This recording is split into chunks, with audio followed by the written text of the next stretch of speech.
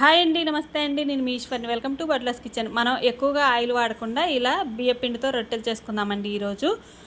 దానికి కావాల్సిన పదార్థాలు: ఒక అర కేజీ బియ్యపిండి, ఒక గుప్పెడు పచ్చిశనగపప్పు గంట ముందు నానబెట్టుకున్నానండి, పచ్చిమిర్చి ఓ 10, 2 ఉల్లిపాయలు కచ్చాపచ్చాగా దంచుకున్నాను, కొంచెం కరివేపాకు, జీలకర్ర అండి.